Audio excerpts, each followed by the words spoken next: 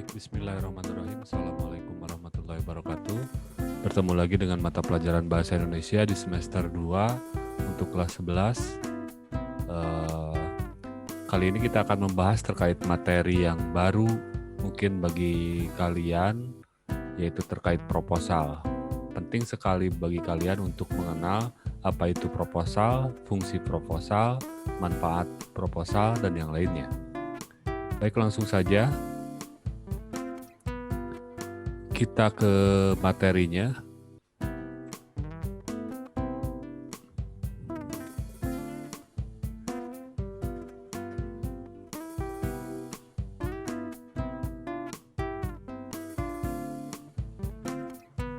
Baik. Materi kita hari ini yaitu tentang proposal.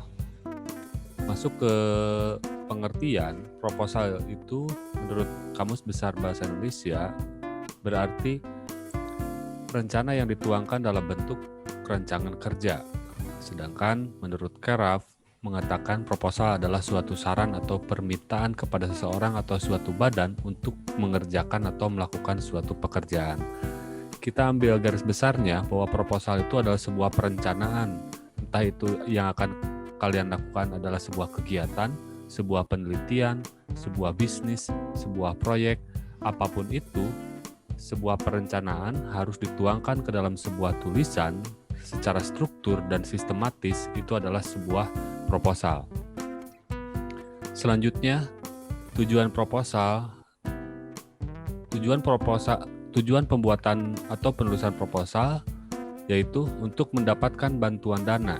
Yang kedua, untuk mendapatkan dukungan. Ketiga, untuk mendapatkan perizinan. Maksud untuk mendapatkan bantuan dana ketika kalian ingin mengadakan sebuah kegiatan dan membutuhkan dana untuk menunjang kegiatan itu, otomatis dibutuhkan sebuah rencana atau perancangan kebutuhan dana untuk kegiatan tersebut.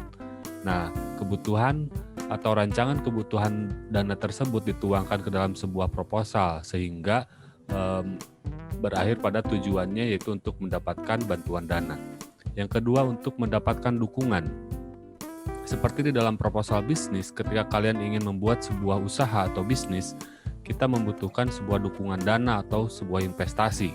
Kalian harus membuat rancangan bagaimana bisnis kalian dapat menguntungkan antara satu sama lain, sehingga para investor mau untuk menginvestasikan dananya ke perusahaan atau ke usaha kalian, atau dalam tanda petik mendukung usaha atau bisnis yang kalian lakukan.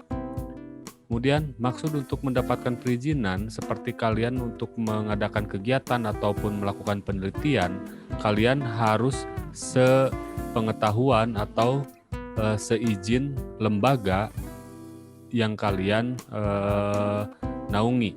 Contoh, kalian di sekolah ingin melakukan penelitian tentang apapun itu harus mendapatkan perizinan dari pihak sekolah. Izin tersebut akan dikeluarkan jika kalian mengeluarkan sebuah perencanaan tertulis di dalam sebuah proposal bahwa yang akan kalian teliti itu apa, tujuannya apa, manfaatnya apa, dan yang lainnya. Selanjutnya yaitu fungsi proposal. Proposal berfungsi untuk melakukan penelitian yang ada kaitannya dengan sosial, budaya, ekonomi, ataupun yang lainnya. Maksudnya, untuk melakukan penelitian yang ada kaitannya dengan sosial, budaya, ekonomi, dan lainnya itu, ketika kalian ingin melakukan penelitian hal-hal seperti itu, dibutuhkan sebuah rancangan penelitiannya yang dituangkan ke dalam sebuah proposal. Yang kedua adalah dapat digunakan untuk mengajukan atau mendirikan suatu usaha. Ketika kalian ingin mengajukan atau mendirikan sebuah usaha, otomatis kalian harus membuat sebuah rancangan. Rancangan ini ketika kalian tertulis di dalam sebuah tulisan, itu termasuk ke dalam fungsi proposal. Yang ketiga, dapat digunakan juga untuk mengajukan tender dari berbagai macam lembaga. Ketika kalian ingin berkompetisi merebut sebuah pekerjaan di dalam tender, kalian akan dituntut untuk membuat sebuah proposal. Nah, salah satu fungsi proposal diantaranya yaitu untuk mengajukan tender dari berbagai macam lembaga yang ingin melakukan sebuah pekerjaan dari lembaga manapun. Yang keempat, fungsi proposal yaitu dapat digunakan untuk mengadakan acara-acara kegiatan misalnya seperti acara perayaan, seminar, pelatihan, perlombaan, dan yang lainnya. Ini yang sering kalian temui bagaimana sebuah organisasi atau sebuah lembaga ingin mengadakan sebuah kegiatan. Sebelum diadakan kegiatan yaitu membuat sebuah perencanaan. Perencanaan itu dituangkan ke dalam sebuah tulisan, di dalamnya dijelaskan tentang maksudnya, latar belakang mengadakan kegiatan, kebutuhan anggaran, dan yang lainnya dituangkan dalam sebuah tulisan. Itu termasuk ke dalam fungsi proposal yang keempat. Selanjutnya, manfaat proposal.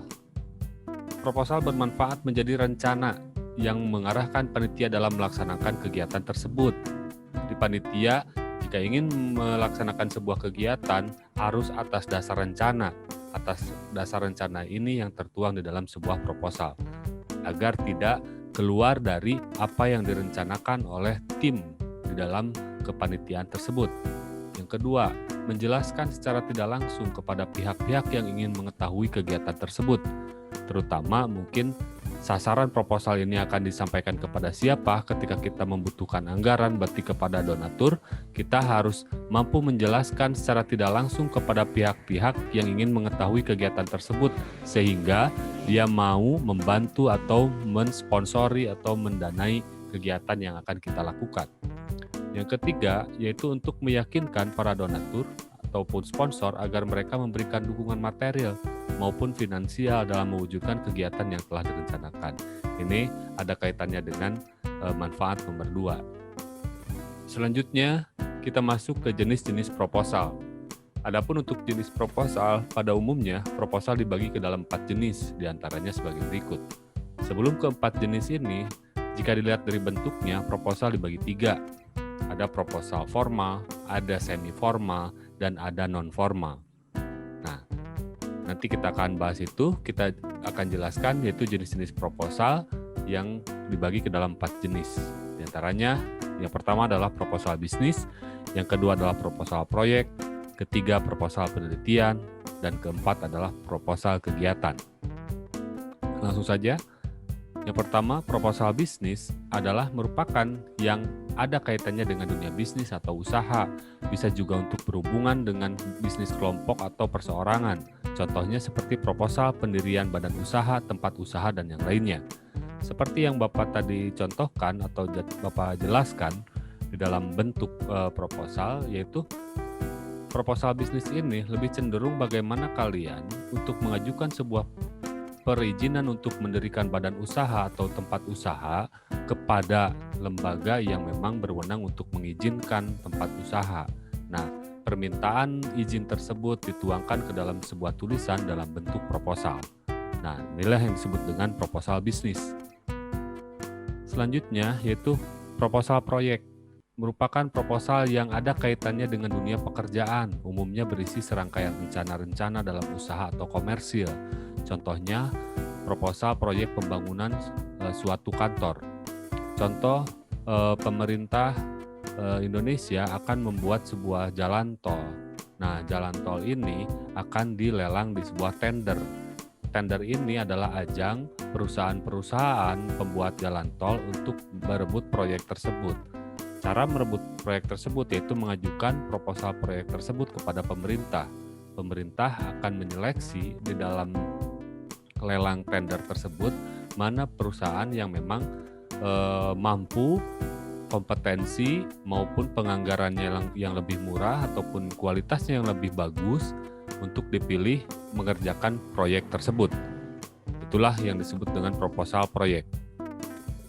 Yang ketiga adalah proposal penelitian. Nah, ini adalah di ranah pendidikan, merupakan proposal yang sering digunakan pada bidang akademisi seperti penelitian untuk tugas akhir. Kalau di strata 1 atau S1 disebut dengan skripsi, S2 disebut dengan tesis, dan S3 disebut dengan disertasi. Biasanya proposal jenis ini digunakan untuk mengajukan suatu kegiatan penelitian yang akan dilakukan.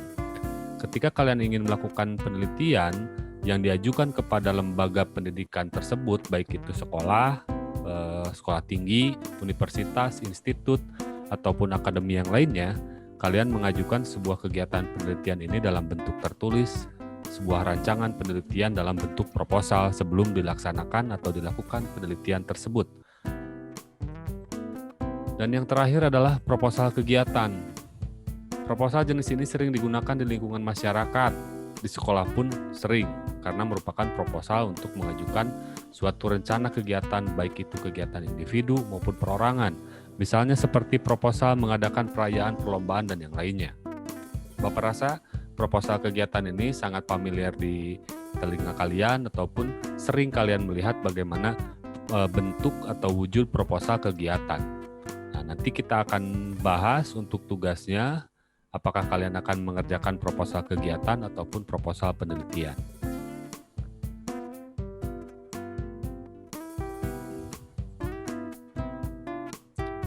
Kemudian, sistematika proposal penelitian. Maksud dengan sistematika adalah bagaimana tulisan kalian itu tersusun dengan struktur yang tersistematika, atau dari 1 sampai 12 itu menjelaskan secara sistematis. Di sini sistematika proposal penelitian yang pertama adalah latar belakang. Apa itu latar belakang? Yaitu alasan atau yang melatar belakangi kalian meneliti hal tersebut itu apa. Contoh, ada masalah sampah, kalian ingin meneliti mengapa banyak sampah di sekolah. Itu adalah yang melatar belakangi kalian melakukan penelitian yang berjudul sampah di sekolah. Yang kedua, batasan masalah. Kalian membatasi ruang lingkup permasalahan yang akan kalian teliti, baik itu terkait objeknya ataupun terkait hal lainnya. Jadi kalian membatasi hal-hal yang terkait akan kalian teliti itu di batasan masalah. Yang ketiga adalah rumusan masalah. Nah, ini yang harus kalian pahami antara rumusan dan tujuan. Yaitu rumusan masalah adalah pertanyaan kunci dari penelitian yang akan dilakukan. Contoh, di dalam penelitian sampah yang tadi Bapak contohkan, kalian hanya ingin tahu atau ingin mengetahui seberapa banyakkah di dalam ukuran kilogram sampah yang ada di sekolah kita. Berarti di rumusan masalah ini menanyakan tentang berapa banyakkah sampah yang ada di sekolah kita. Dan biasanya rumusan masalah tidak hanya 1, tapi 3 di dalam kalimat tanya. Contoh Bapak tadi 1, berapa beratkah atau kilogramkah berat sampah yang ada di sekolah. Yang kedua, faktor apakah yang mempengaruhi banyaknya sampah di sekolah. Ketiga, rumusan masalah yang ketiga, solusi apa yang bisa dilakukan untuk mengurangi sampah di sekolah. Ini adalah bentuk rumusan masalah dalam bentuk kalimat tanya. Sedangkan yang keempat, yaitu tujuan penelitian, adalah jawaban dari rumusan tadi. Contoh rumusan masalah yang pertama tadi, berapakah berat atau tonase sampah yang ada di sekolah. Tujuan penelitian yang pertama yaitu untuk mengetahui berat atau tonase sampah yang ada di sekolah. Jika rumusan masalah yang kedua tadi menanyakan faktor apa yang mempengaruhi, berarti tujuan penelitian yang kedua adalah untuk mengetahui atau untuk menjelaskan faktor yang mempengaruhi banyaknya sampah di sekolah. Begitupun seterusnya. Jika rumusan masalah ada 3 pertanyaan, berarti tujuan penelitian ada 3 jawaban. Yang kelima adalah manfaat penelitian. Kalian bisa menjelaskannya, manfaat penelitian ini, baik secara individu kepada kalian, kepada yang membaca hasil penelitian kalian atau proposal kalian, baik secara lembaga kepada sekolah, ataupun kepada halayak ramai atau kepada masyarakat. Apa manfaat penelitian yang kalian lakukan? Tinjauan pustaka adalah beberapa literatur atau referensi ataupun teori-teori yang mendukung terkait penelitian yang kalian lakukan. Contoh terkait sampah, berarti kalian harus mencari referensi atau bacaan-bacaan terkait sampah tersebut. Keenam adalah metode penelitian. Metode penelitian ini adalah cara bagaimana kalian meneliti hal tersebut. Banyak sekali hal yang ada dalam metode penelitian. Di antaranya adalah menjelaskan, yaitu objek penelitian. Objek penelitian itu siapa, apa yang berhubungan dengan benda, gitu kan? Baik itu manusia, barang, tempat, dan yang lainnya.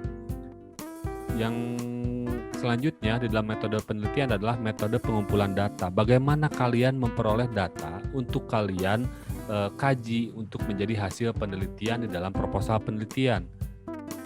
Apakah kalian metodenya yaitu dengan sampling, dari 100 orang kalian hanya mengambil sampel 10 orang, atau random dari 100 orang kalian memilih secara acak 10 orang dari 1 sampai 100 diwakilkan 10 orang, atau dengan cara yang lainnya. Nanti kita akan ada segmen khusus membahas terkait metode penelitian ini. Metode analisis data yaitu bagaimana data yang sudah terkumpul untuk kalian analisis untuk dijadikan hasil yang diharapkan, hasil penelitian tersebut. Dan yang terakhir adalah daftar pustaka. Daftar pustaka adalah beberapa literatur yang kalian gunakan di dalam tinjauan pustaka ini yang harus kalian pertanggungjawabkan, yaitu dengan menulis daftar pustaka. Buku apa yang kalian baca, yang kalian kutip, kalian harus menuliskannya di daftar pustaka. Ataupun kalian baca di online, kalian pun harus menulis di daftar pustaka dengan kaidah penulisan daftar pustaka yang kalian ambil dari media internet. Selanjutnya yaitu sistematika proposal kegiatan. Bisa kalian pahami sendiri latar belakang kegiatan, kalian menjelaskan alasan mengapa kalian melaksanakan kegiatan ini. Dasar pemikirannya apa?